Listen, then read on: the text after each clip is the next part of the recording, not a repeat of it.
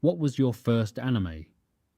It could be this, or that, but for me it's going to be ReZero, starting life in another world. Now, you might be wondering why I said going to be. The reason is simple.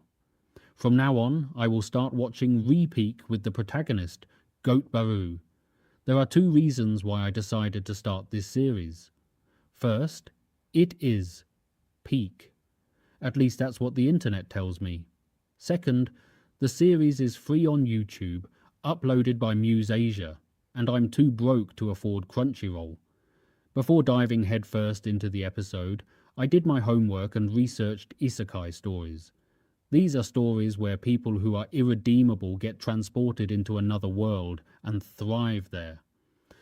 Ah, that's why this genre is so popular. People can self-insert themselves, people who are in similar positions as the protagonists, and escape reality, blaming society instead of themselves.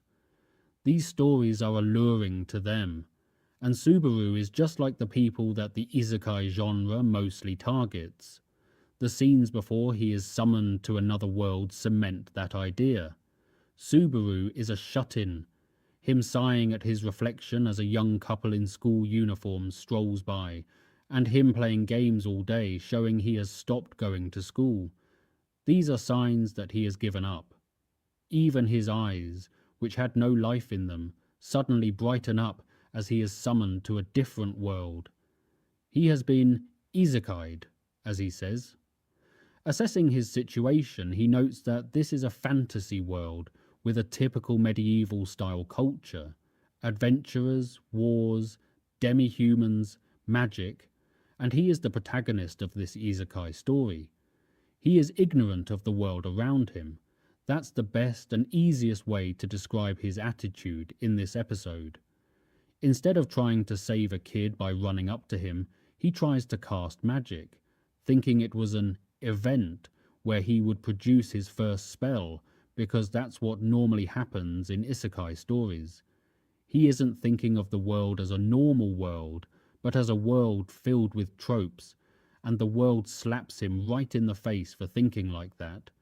He fails to produce magic. He fails to beat alleyway thugs that he calls lumps of EXP by becoming automatically invincible, strong, or a master in martial arts.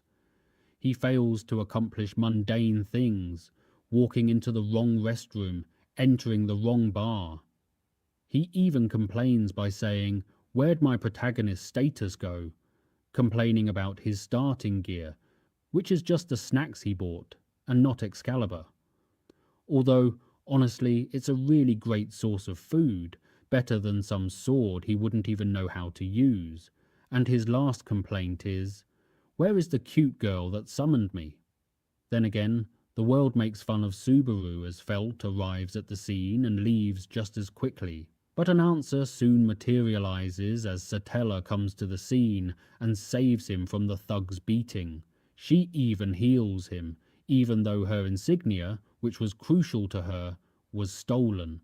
She asks for nothing in return, even saying he owes her nothing, since he gave her the vital information that he knows nothing, so he doesn't feel bad or obliged to help her.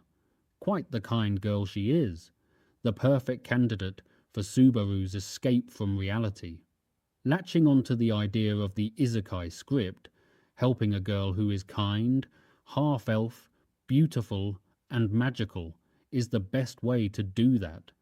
I also want to add that there is some complexity in his attitude. He is shown again and again that nothing is going the way the isekai script dictates, yet he still tries to latch onto that idea. Because the main concept behind isekai stories is that a person with no value in our world gets valued and respected in the other, so he tries to create his own value in this world by helping Satella. Since nobody knows him, he can construct his worth just by helping her, even in small ways. And so, a conclusion comes to my mind.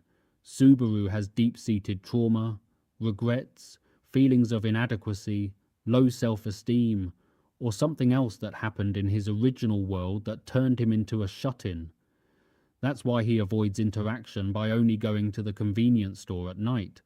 All flaws aside, Subaru is a really complex and well-written character. You can understand that just by my long rant about him. The first episode of ReZero has to be one of the best in anime. It perfectly captures the fear, uncertainty, and danger of being in an alien land. Though this is my first ever anime TV series, I have watched movies and this episode had my attention every single second.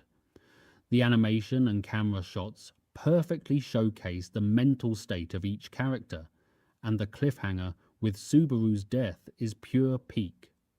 This episode is an 8.5 out of 10, and that's it for the analysis.